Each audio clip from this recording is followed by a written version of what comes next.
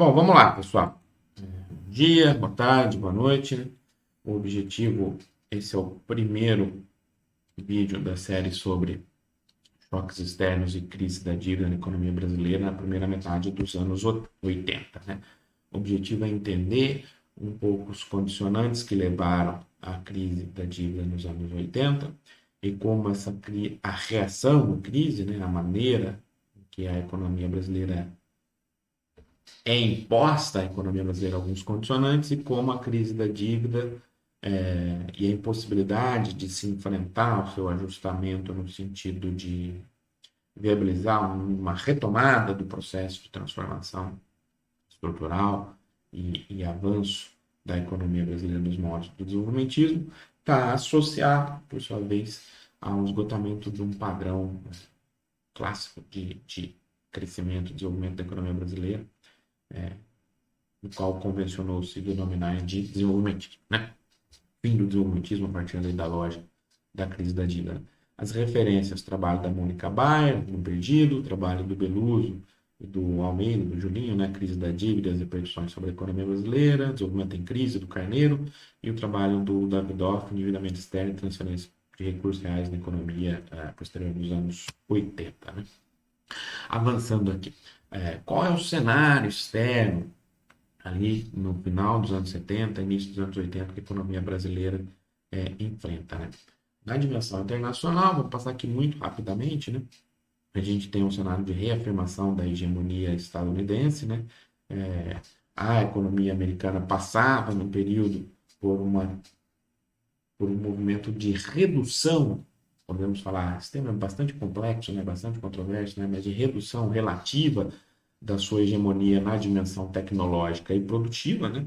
Como resultado até também no movimento de reconstrução das economias europeias e do Japão e da internacionalização produtiva americana no cenário de Bretton Woods, que vai fomentar, de alguma maneira ou de outra, o upgrade e a reconstrução produtiva e tecnológica dos países da tríade, né? Certo, nesse sentido, em termos relativos, a economia americana passa por um processo de redução da sua superioridade, um momento também de esgotamento não quer dizer que ela é superada, redução relativa, um momento também de esgotamento do padrão produtivo, técnico-econômico característicos da segunda revolução industrial. Está sendo gestado aqui a reação americana que vai bater também na revolução do complexo eletrônico, né? Esse é objeto de outra disciplina. Nesse cenário, há alguns desdobramentos na economia americana, como o aumento do déficit em transações correntes, desde ali do começo dos anos 70, a economia americana, que é tradicionalmente, até então, era tradicionalmente superavitária em termos comerciais, passa a ter déficit comerciais, até então inéditos, depois crescentes. Isso vai bater em problemas das transações correntes também derivados dos gastos militares internacionais nesse período, guerra do Vietnã. Isso vai bater em déficits fiscais domésticos também. Então, a economia americana nesse período tem um déficit em transações correntes e déficits fiscais, né? Nesse cenário de busca por reafirmação da hegemonia americana, a gente tem um elemento central, o aumento das taxas de juros pelo Paul Volcker, lá em 1979, após a reunião do FMI em Belgrado, né? A lógica é financeiramente, por meio desse aumento das taxas de juros, retomar a hegemonia do dólar, mas também pavimentar um caminho para reconfiguração geopolítica internacional e com impacto na dimensão produtiva e tecnológica também americana por meio, indiretamente, também desse salto das taxas dos juros, comandada pelo Volcker, que busca reafirmar a economia, a centralidade do dólar no padrão monetário financeiro internacional, que estava em questionamento, né, com algumas limitações desde a da crise de Bretton Woods, né? Esse movimento de aumento das taxas de juros internacionais tem como objetivo atrair capital internacional para a economia americana e fortalecer o dólar. Isso vai ter impactos gigantescos, como a gente sabe, na periferia do mundo, na periferia latino-americana principalmente, tem impactos explosivos no nosso endividamento externo, né? Essa atração de capital internacional também vai ser uma alternativa para o financiamento dos déficits americanos, né? Tanto o déficit fiscal quanto o déficit de transações correntes, a partir da poupança internacional, sem a necessidade de você ter um ajuste ortodoxo e uma, uma um ajuste convencional por meio da redução da absorção, poderia continuar crescendo, né? Todo esse cenário externo ocorria em paralelo a um cenário de intensificação da globalização financeira, né? Temos um crescimento muito grande dos fluxos de investimento internacionais, dos fluxos financeiros internacionais, só que com um elemento importante, com uma mudança qualitativa importante. Agora, essencialmente, ali nos anos 70, anos 80, os fluxos internacionais vão mudando, fluxos financeiros internacionais vão sendo crescentemente privados e não mais públicos, e baseados também no investimento externo, mas também em investimentos em carteira. Ou seja, tem um aumento muito grande dos fluxos, mas um deslocar qualitativo de fluxos públicos de longo prazo, vinculados à estratégia de desenvolvimento, a planejamentos internacionais e domésticos, para fluxos privados mais voláteis, vinculados à ideia também, ok, mas muito vinculados a investimentos em carteira, em contradição aos tradicionais empréstimos bancários oficiais de longo prazo. Claro que esses empréstimos bancários tradicionais sempre tiveram condicionantes também, mas são muito menos instáveis que os fluxos de carteira, né? Ainda no cenário externo, que a gente vai observar é uma reversão ali no final dos anos 70, a partir desse contexto de tomada da hegemonia estadunidense, da abundância do ciclo de liquidez internacional. Começa a se observar uma deterioração sistemática das condições de financiamento internacional. Deterioração sistemática das condições de financiamento. Um cenário que a América Latina, o Brasil, está muito endividado em taxas de juros flutuantes, né?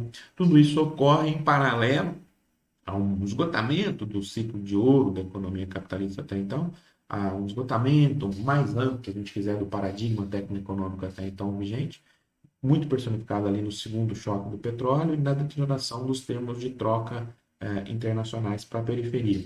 Então, tem uma deterioração das condições de financiamento, uma piora muito grande dos termos de troca, principalmente derivado do choque do petróleo, e um cenário de recessão internacional, né? Esse cenário externo vai ser terrível para as economias latino-americanas e, aqui no nosso caso, para a economia brasileira, né? Então, dois grandes impactos desse movimento. Uma deterioração substancial nas condições de financiamento e nos termos de troca. Lembrando que a economia brasileira vinha até então, como antecedente, crescendo muito basicamente, muito fundamentada na acoplagem doméstica aos ciclos internacionais de liquidez. Então, tem a deterioração das condições de financiamento do sistema de troca, pegando uma economia que já está ali bastante endividada e com uma piora significativa, substancial da qualidade do seu endividamento. Por quê? Porque as contratações das taxas de juros, as contratações de empréstimos internacionais vão ser em taxas de juros flutuantes, ou cada vez mais flutuantes e não pré-fixadas pós-73. E a gente tem que lembrar que desde o período lá do Milagre, todo o período do regime militar, da ditadura civil militar, tanto no Milagre quanto no segundo PND, são fortemente acoplados a uma lógica de endividamento externo, uma lógica de acoplagem aos ciclos internacionais de liquidez ao grande capital internacional. Então, a gente tem um cenário muito ruim externo, que já pega a economia com alto nível de endividamento, muito baseada na acoplagem internacional. Tem um endividamento muito grande por parte das empresas estatais, ou seja, pós primeiro choque do petróleo, como a gente já discutiu. Isso vai depois erodir a capacidade de investimento público e ser um elemento central para estruturar de uma vez por todas a lógica do desenvolvimentismo brasileiro, né? Tudo isso, né, no caso do Brasil ainda, a gente observa num cenário de grande aumento da participação dos bancos privados como credores, né? A participação deles sai de 55% do total da dívida em 1970 para 80%. Então, a dívida aumenta, piora a sua qualidade, passa a ser com taxa de juros flutuantes, passa a ser cada vez mais privado e a economia brasileira passa a ter um endividamento, como a gente já discutiu, muito baseado numa lógica financeira, né?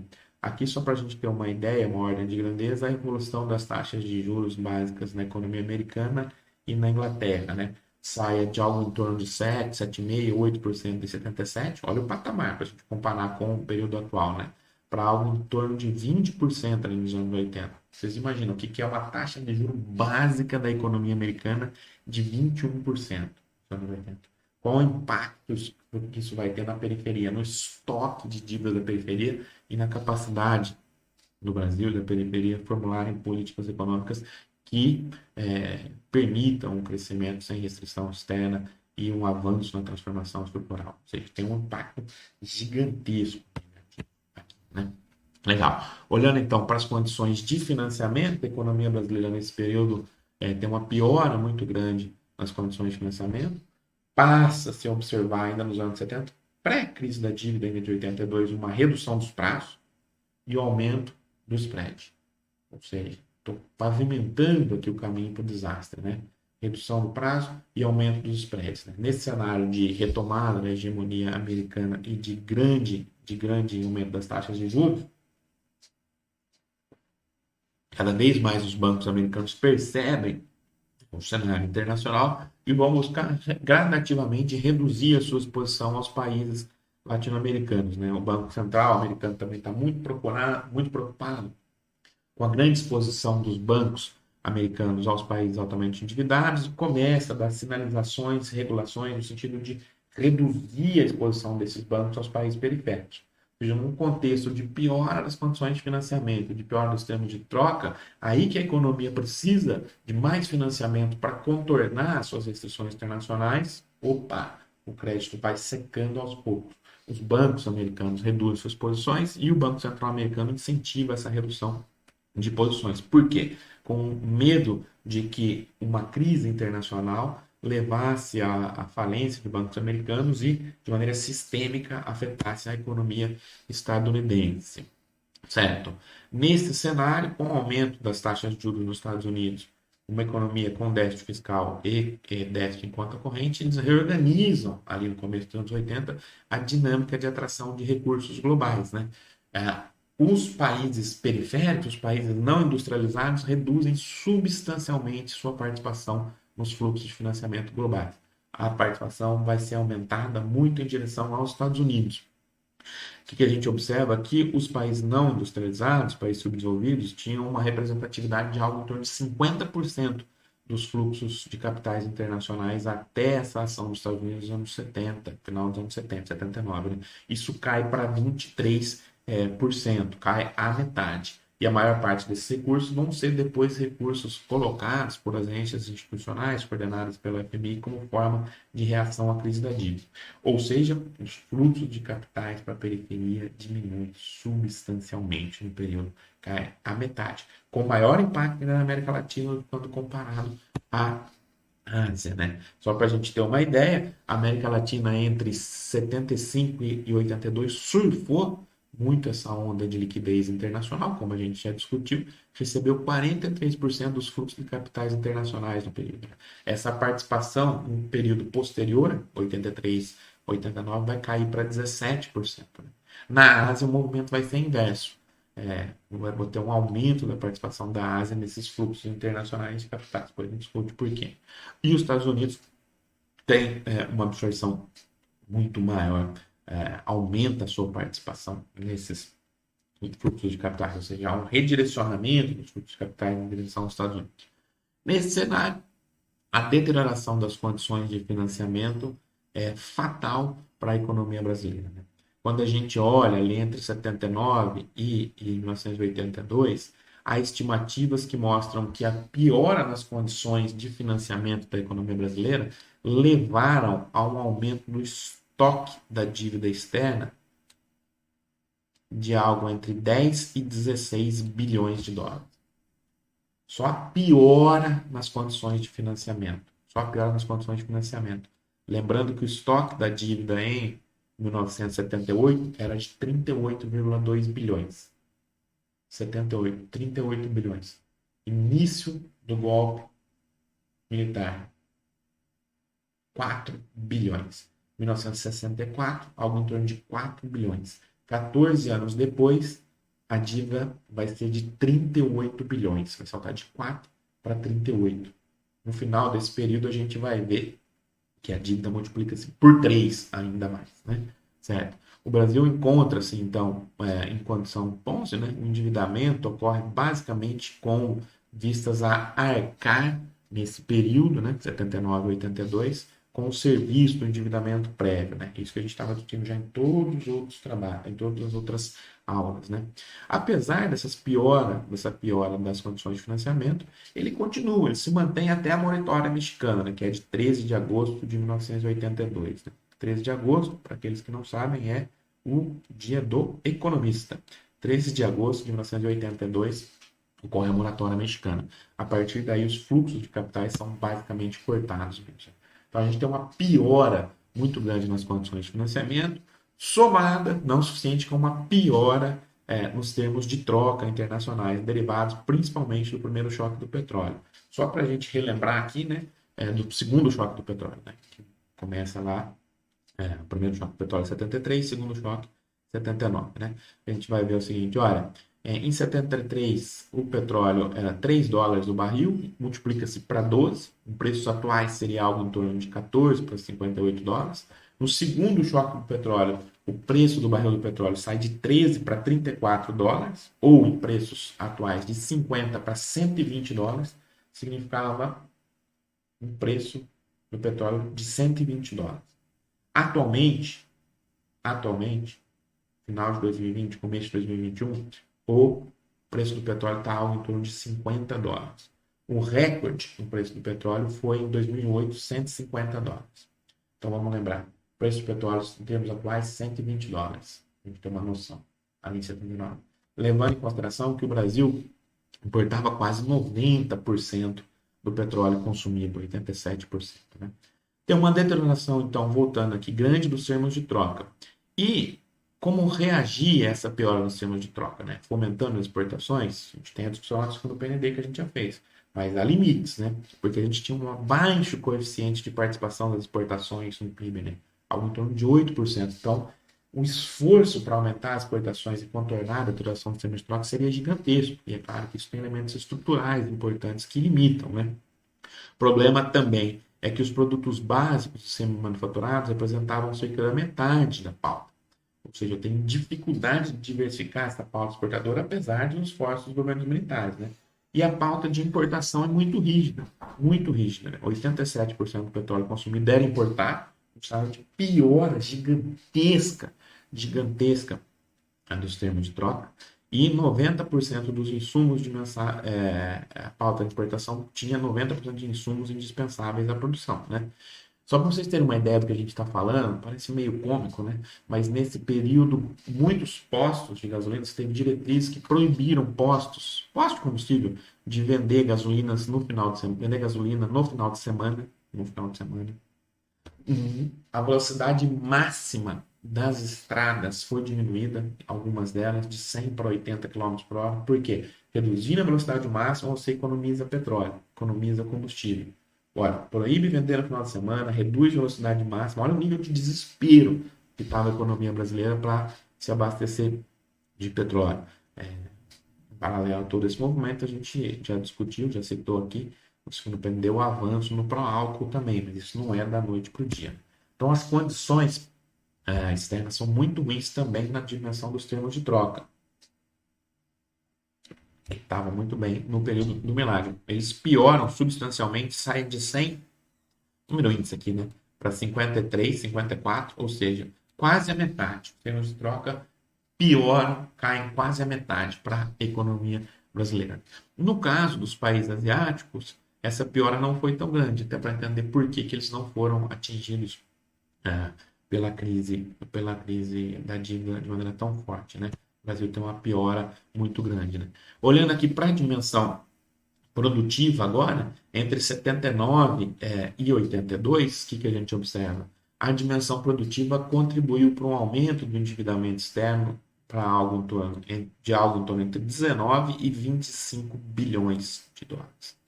Lembrando que o estoque da dívida era de 38 bilhões. Lembrando que o estoque inicial da dívida no exato momento pós-golpe de 64 era de 4 bilhões. 4 bilhões. Resultado, A mais B, levando em consideração piora nos termos de troca e piora no financiamento. Entre 78 e 83, a dívida externa brasileira multiplica-se por 3 entre 78 e 83. A dívida externa brasileira multiplica-se por 3 entre 78 e 82. Lembrando que a dívida em 78 era de 38 bi. Multiplicando isso por 3, eu vou ter o quê? 90, 114 bi. Lembrando que no período imediatamente anterior ao golpe, imediatamente posterior, era de 4 bi de dólares. Olha o tamanho do endividamento externo para viabilizar o crescimento no milagre e no segundo PND.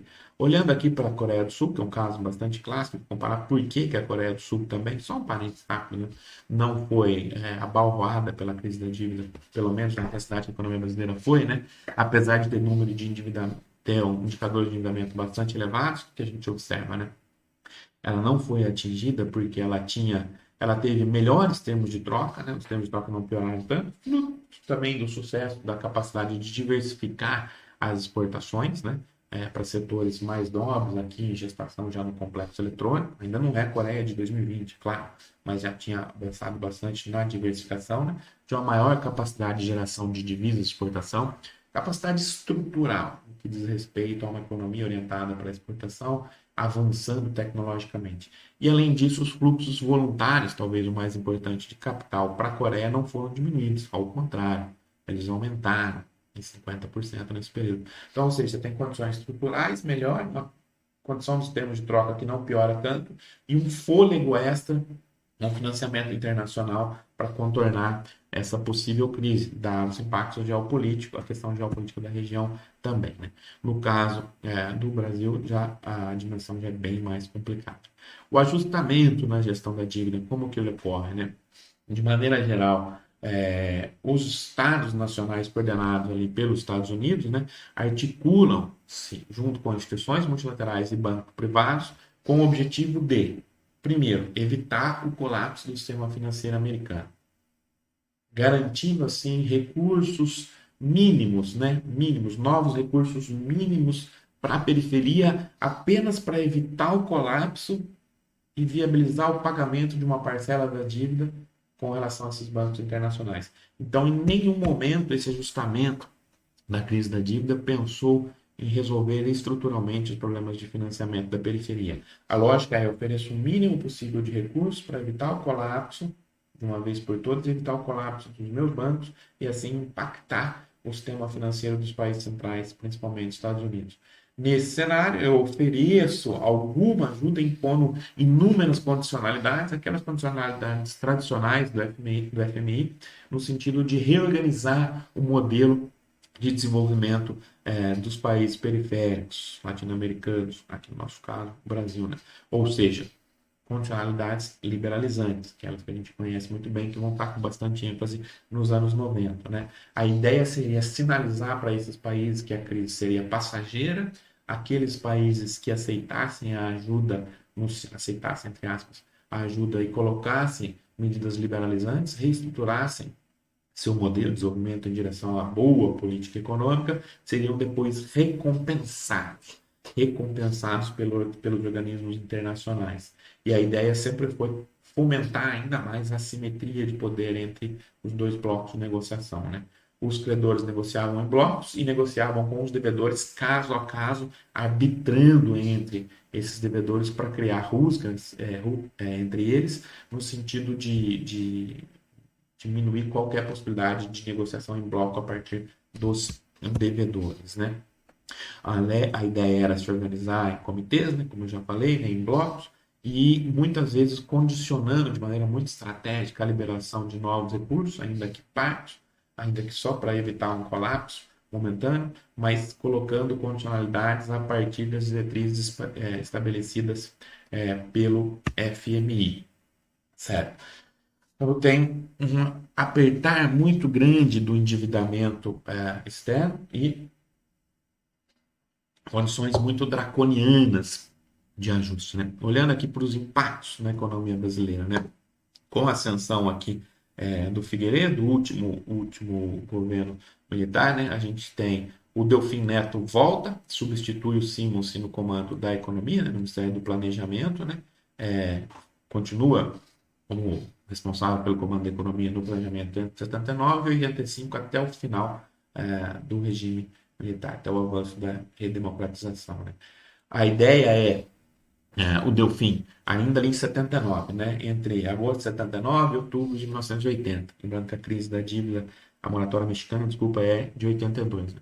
A ideia olha, nós não vamos, Delfim, de novo, fazer um ajuste ortodoxo. A ideia é, vamos retomar o milagre econômico que a gente precisa, não é um ajuste recessivo, mas sim um novo ciclo de crescimento tal qual no milagre. Período aqui que ficou conhecido como heterodoxia desastrada, né?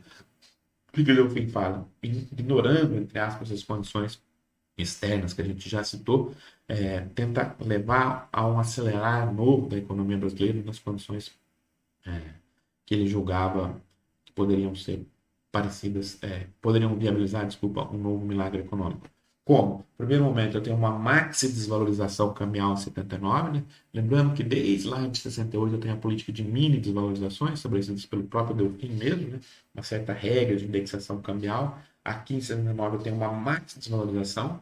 A ideia era, ao gerar uma maxi desvalorização, incrementar ainda mais geração de superávites comerciais na economia brasileira, né? O Brasil vai gerar mega superávites comerciais desde 83, 84 até 94. Aí tem a discussão que a gente já fez do segundo PND e os impactos nesse mega superávit, mas mesmo assim, o Delfim tenta realinhar preços relativos em favor da exportação. Por que gerar mega superávites comerciais? Para contornar a restrição externa. Para isso eu precisava de uma grande desvalorização. Né?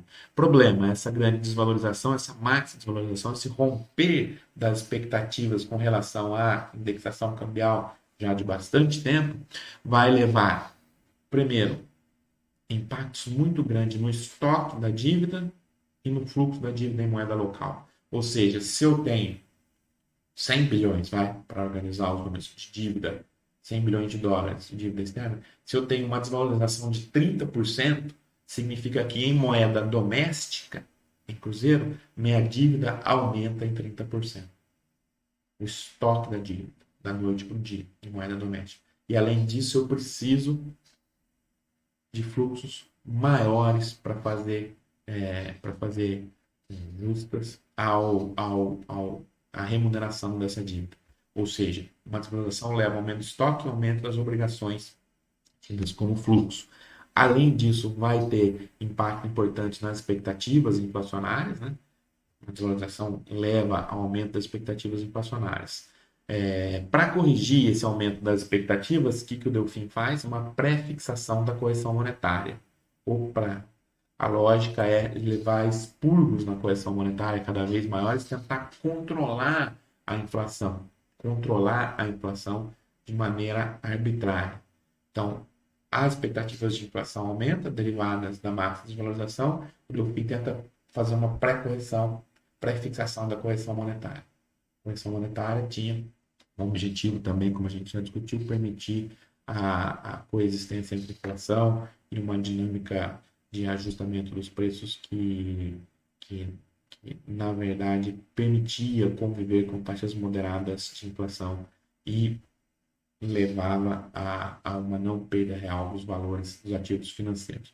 Então, tem uma pré-fixação da correção monetária, isso vai dar problema mais para frente, é claro, eu baralho as expectativas, e além disso, eu tinha um aumento das expectativas de inflação, não só como resultado da máxima desvalorização também, mas como resultado do tarifácio nas empresas estatais, que o Delfim coloca.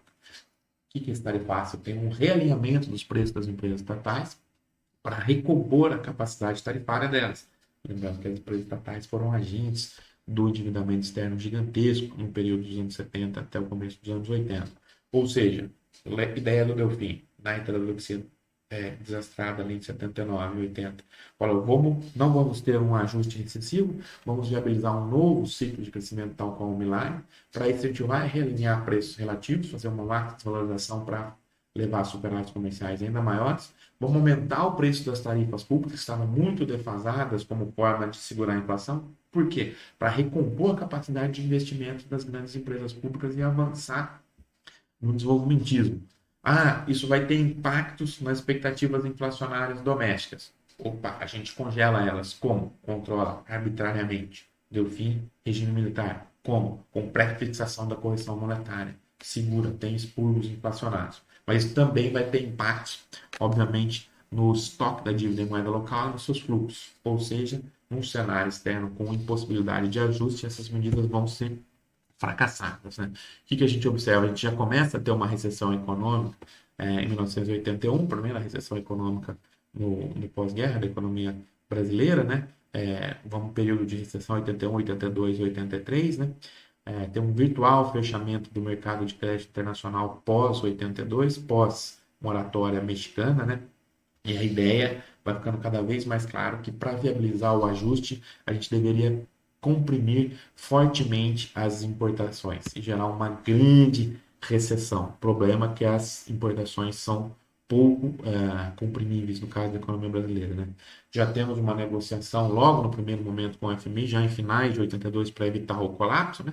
Nessa primeira fase de negociação com o FMI, o ajustamento maior foi com ênfase na geração de superávites comerciais, ainda, primeiro, algo mais de curto prazo, não mais uma negociação que tenha como objetivo recompor estratégia de desenvolvimento em direção a medidas liberalizantes, né? Mas no primeiro momento a ideia é negociação com a FMI para ter alguns créditos ali no primeiro momento, muito rapidamente, para gerar superávites comerciais e dar um fôlego, crédito para, desculpa, para ter honrar as condições de financiamento externas, de endividamento, e também, por outro lado, você tem medidas no sentido de aumentar os superávites comerciais, reduzindo as importações e aumentando as exportações. A economia brasileira já tem um superávit de quase 6 bi em 83, né? Isso é no primeiro e na fase do FMI, né?